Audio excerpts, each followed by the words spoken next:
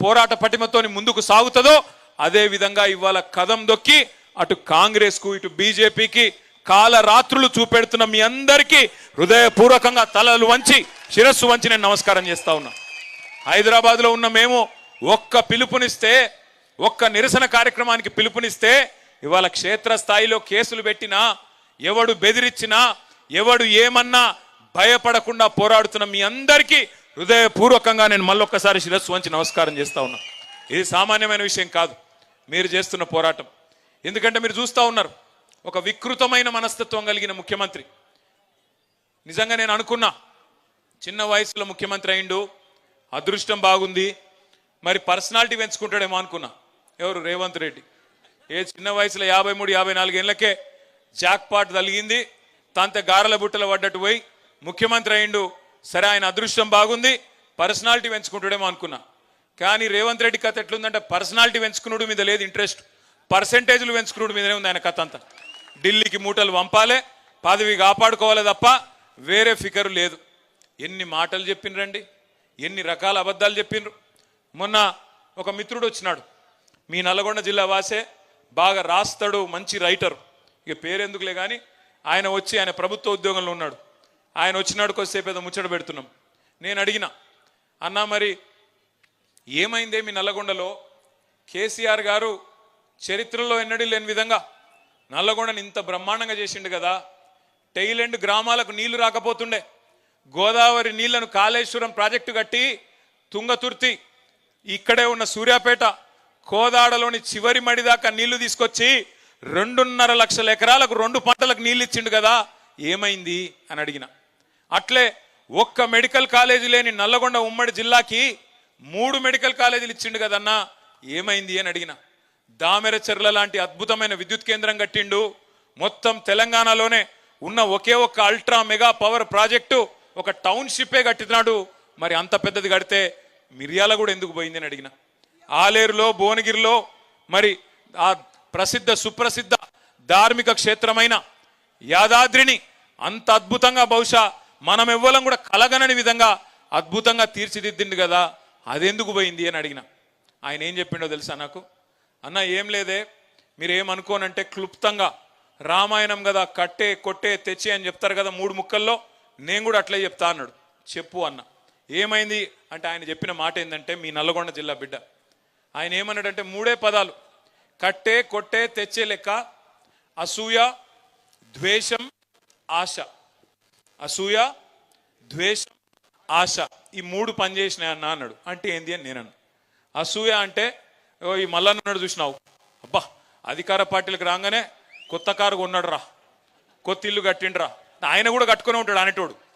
కేసీఆర్ ప్రభుత్వంలో అందరి సంపద పెరిగింది, భూముల రేట్లు పెరిగినాయి, అందరి సంపద పెరిగింది, కానీ మల్లన్న మీద అసూయ పుట్టియాలి. ఓ భాస్కర్ రావు గారు కొత్త అంగేసిండు, అమ్మా నిన్న మొన్నటి దాకా ఆయన ఏదో ఇదివరకు అంగి లేకుండా తిరిగినట్టు బ్రహ్మాండంగా ఉండే ఆయన ఇదివరకు కూడా, కానీ ఇవాళ కొత్త అంగేదో వేసినట్టు ఆయన మీద అసూయ పుట్టించే విధంగా స్థానిక నాయకత్వం మీద ఈర్ష్య ద్వేషాలు కలిగే విధంగా ఒకవైపు ప్రచారం, మరొక వైపు ద్వేషం.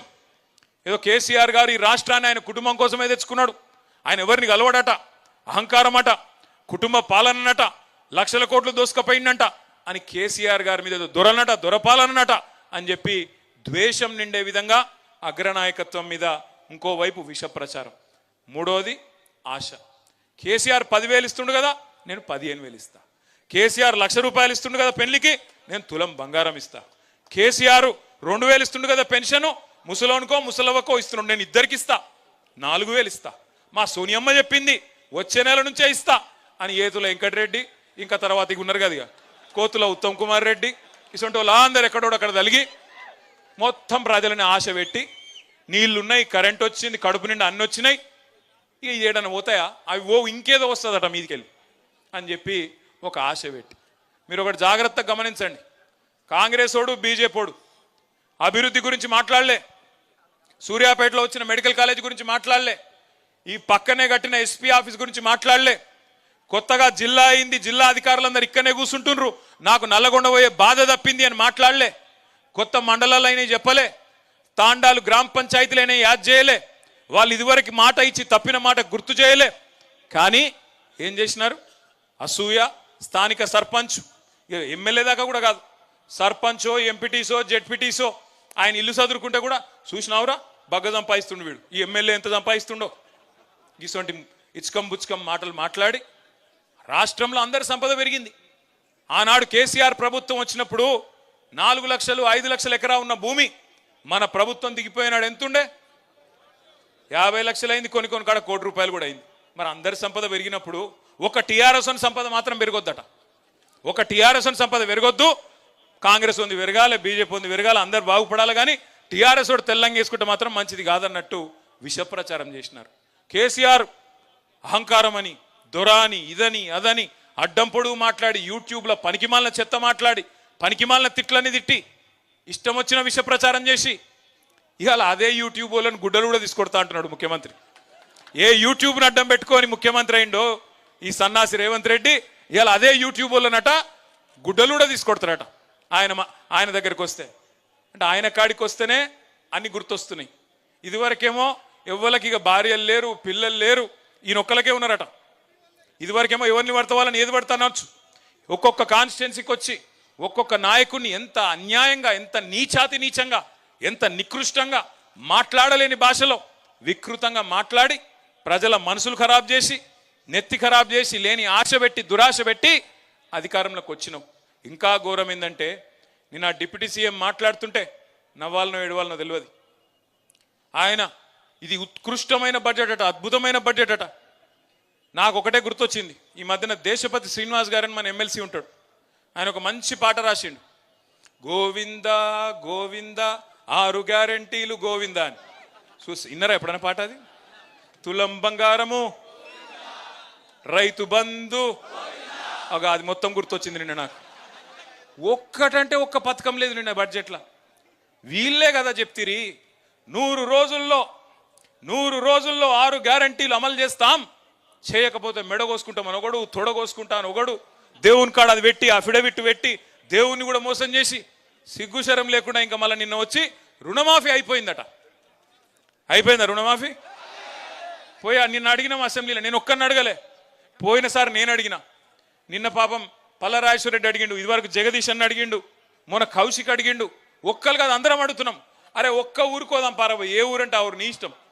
ముఖ్యమంత్రి సొంతూరా, డిప్యూటీ సీఎం సొంతూరా, ఏ ఊరో మీ ఇష్టం, పోదాం. ఒక్క ఊళ్ళోనన్న రైతులు అందరూ ఒక్క కాడ కూర్చొని మాది అయిపోయిందిరా భయ్ మా రుణమాఫీ అంటే ఆడనే వారేసిపోతాం మా పదవులు అంటే అవతలకి వెళ్ళి సపోర్ట్ లేదు, స్టడీ లేదు. అంటే ఎంత అన్యాయమైన మాటలు అంటే 49,500 కోట్ల కాడ మొదలైంది రుణమాఫీ కథ. అధికారంలోకి రాగానే కాంగ్రెస్ వాళ్ళు ఎంత కావాలి రుణమాఫీకి అని అడిగినారు బ్యాంకర్లను పిలిచి. వాళ్ళు చెప్పారు దాదాపు 50,000 కోట్లు కావాలి సార్, 49,500 కోట్లు కావాలని చెప్పినారు. 3వ రోజుకే ముఖ్యమంత్రి గారు మైకు పట్టుకొని ఏముంది 40,000 కోట్లు ఒక్క సంవత్సరం కడుపు కట్టుకుంటే కట్టి పారేస్తా అన్నాడు. నేను అనుకుంటే 2 ఆశ్చర్యమైంది నాకు.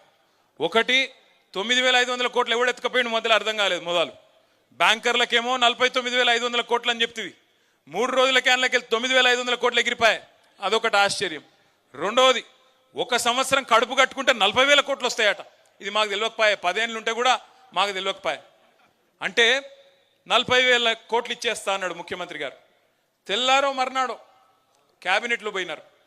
క్యాబినెట్లో పోయి మళ్ళీ క్యాబినెట్ ఏం ఆమోదిస్తుంది, 31,000 కోట్లు ఇస్తున్నాం రుణమాఫీకి అంటారు. మళ్ళీ 9,000 కోట్లు ఎగిరిపోయింది హుష్ కాకి. ఆడికెళ్ళి అసెంబ్లీకి వచ్చింది, మా బట్టన్న ఓ బ్యాగ్ పట్టుకొని వచ్చిండు. ఇక బ్యాగ్ చూడంగానే పాపం రేవంత్ రెడ్డికి పాత జ్ఞాపకాలన్నీ గుర్తుకొస్తున్నాయి అనుకుంటా. పాత జ్ఞాపకాలన్నీ పాపం ఉన్నాయి కదా, మంచి మంచి జ్ఞాపకాలు.